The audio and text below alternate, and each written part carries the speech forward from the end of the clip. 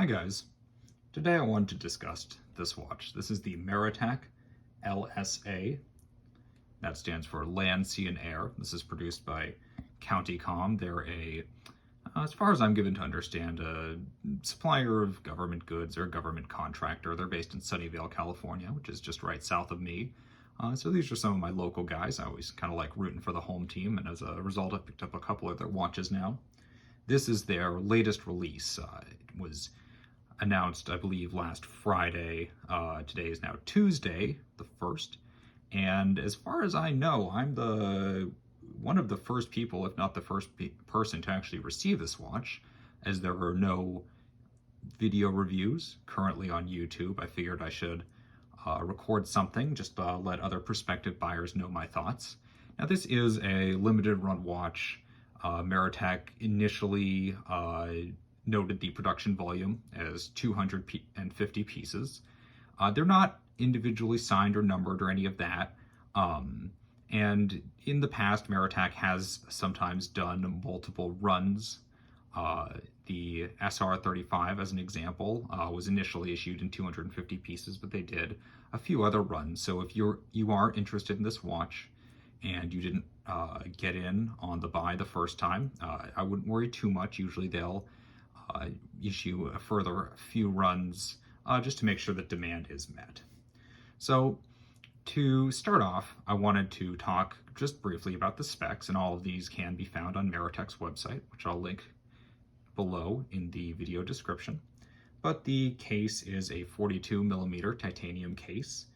The crystal is a slightly domed sapphire crystal. The bezel is a unidirectional 120 click ceramic bezel.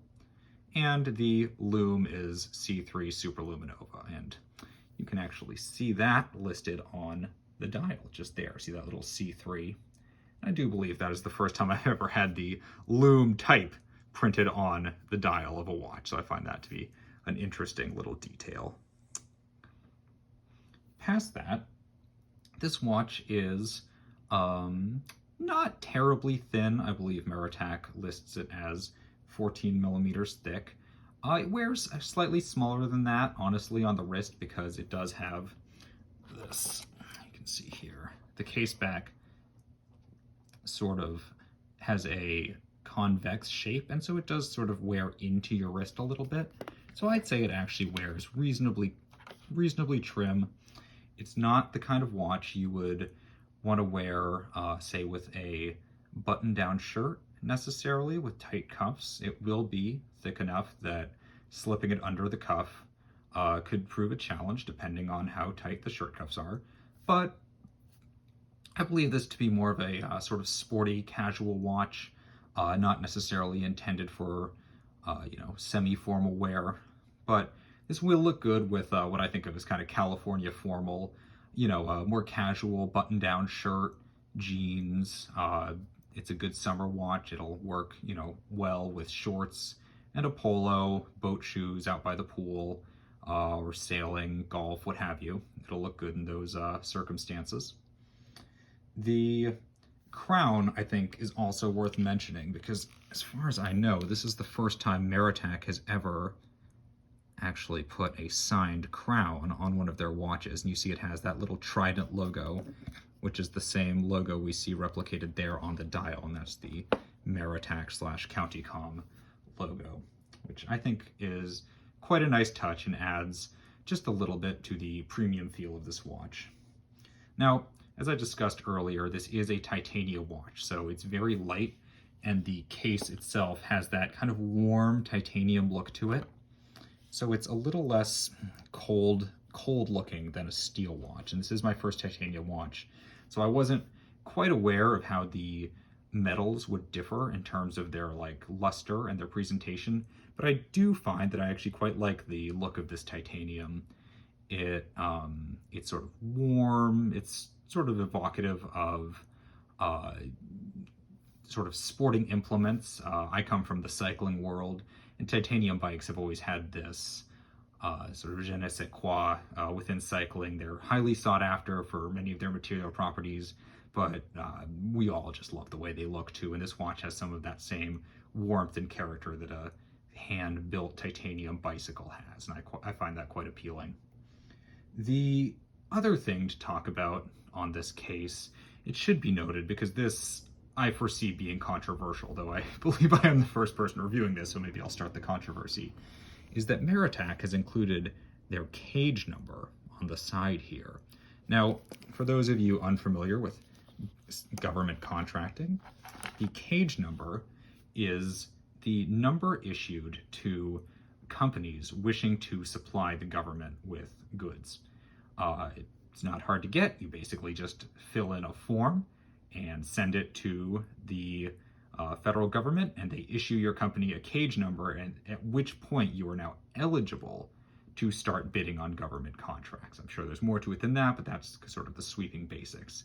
Now, that cage number that we saw printed on the side of the watch, that's Maratac's, CountyComm, which is the sort of parent brand's specific cage number for their company. That's the cage number under which they operate and sells goods to the United States government. Why they decided to include that on the side of the watch is something of a mystery to me. It could have been omitted entirely. It could have been printed on the back, and I have a number of other watches, one of which is a marathon watch, and that watch is an actual government-issued watch. It has its cage number printed on the case back of the watch, which I think is a better place for it. This watch that we're discussing here is not, as far as I'm given to understand, going to be issued to any government personnel. And so Maratac including their cage number on the side, I felt like was gilding the lily, perhaps. It seems to be a bit overbranded for me, especially given how conscientious the company has been in keeping the dial reasonably clean and sterile. Now, that's sort of the extent of my thoughts on that cage number on the side, but I did just want to highlight it in case anybody had noted that on the company's website and that was of any concern for them. It is well engraved, it's deeply etched into the case side. You don't really notice it during the wearing of the watch, but it is there.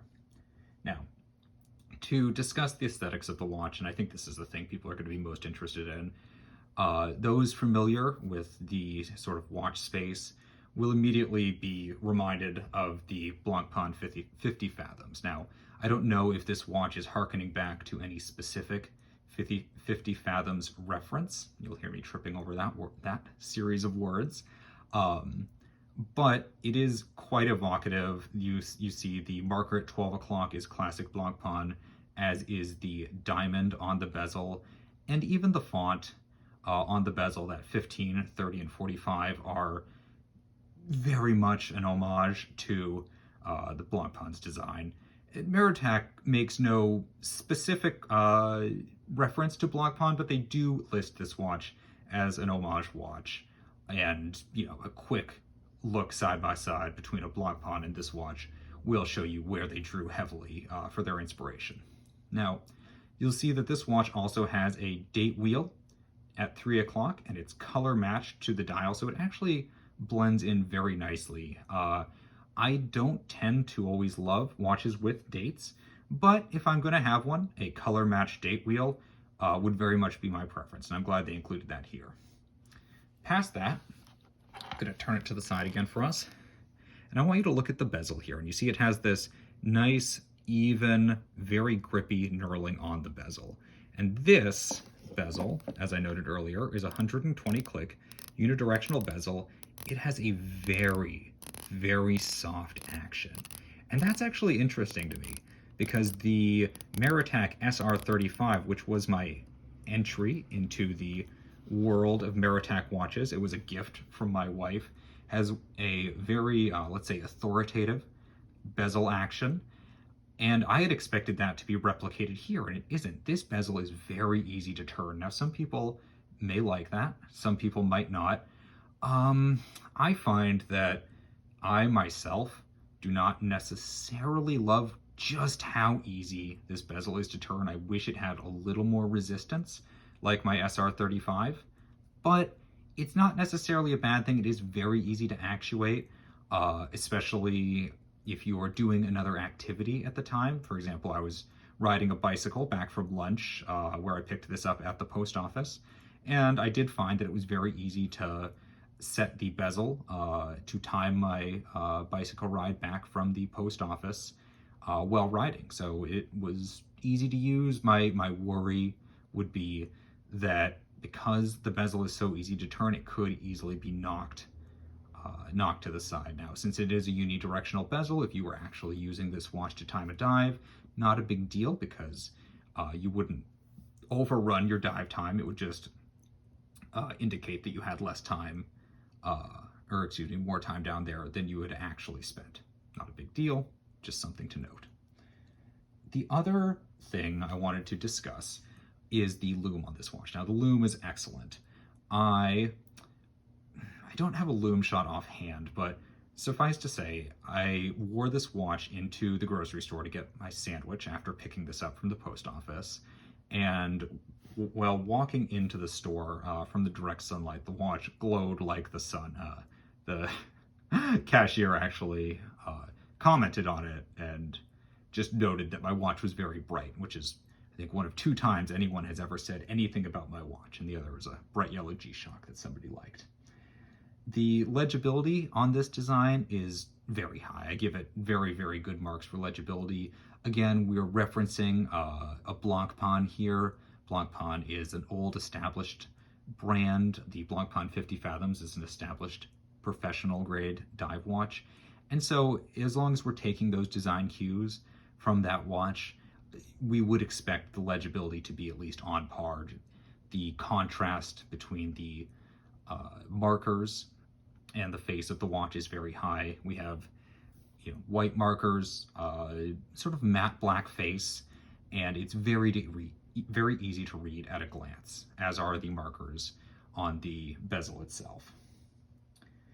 The last few things I'd want to talk about were the included strap. Now, this gray strap that we see here is not the stock strap. This is a strap from Ritchie Watch Company, as I draw my watch here. And I ordered this on Amazon. It cost me about $20. I ordered this prior to receiving the watch because I was reasonably certain I'd like it on a gray strap, and it turns out I quite do. I think it looks quite handsome. But the stock strap that's supplied with this watch is this black single pass NATO strap with a titanium keeper, or excuse me, a titanium clasp, and it does have the Maratac branding on it. Now, I hadn't originally intended to kind of move it back and forth between this strap and the gray strap that I purchased for it, but after wearing this strap home, I realized that this little bit here that sticks out is decidedly uncomfortable, and it was chafing against the inside of my wrist. I've had one other Maratac strap in the past. It did not have this issue, so I'm hoping this was a one-off, but honest to goodness, guys, this particular strap that this watch came with was the most uncomfortable strap I've ever worn. And upon getting home, I immediately took that strap off and put this gray one on. Maratac, if you're listening to this, check your straps before you send them out and make sure they don't have any rough edges on the inside, because my wrist now has like a little red area where that strap was chafing against it. Final thoughts. I wanted to discuss value for this watch. Now, this watch, after tax and shipping, cost me just over $300 US, which for a titanium watch, manufactured, I believe, primarily in Asia, but I believe the quality control is done at the Maratac facility, CountyComm in Sunnyvale.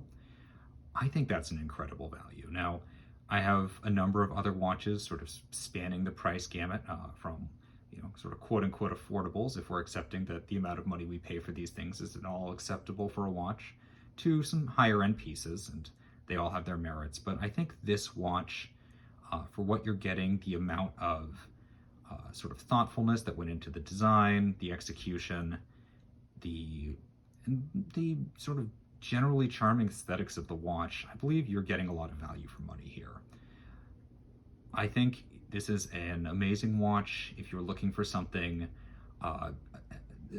that can be used as a very functional tool, whether or not you're a diver or, like me, somebody who spends a lot of time doing field work. My partner is an ecologist, and we are out often in the Sierra Mountains in California at her research sites, digging fences, installing fencing, checking animal traps. So I need watches that can get banged around. I don't buy any watches that I'm too afraid to wear out. Although I will say, if it's going to be a particularly rough day, there's a few go-tos that I reach for. And in the past, my Maratac SR35, which I'd sort of view as the spiritual precursor to this watch, was my go-to field watch. In fact, I'm going to bring that one on screen here just to offer a quick comparison and give you some closing thoughts. The Maratac SR35 was my introduction to Maratac watches, and to me this watch is almost functionally perfect. It has a 4 o'clock crown, no date, sapphire, crystal, and a ceramic bezel, just like the LSA. But the thing that it has over the LSA is the bezel action is so much better. There's no back play on the bezel at all, and each notch snaps into place very authoritatively. And I'm going to set it back at 12 off camera, because if I don't, I know someone's going to complain in the comments.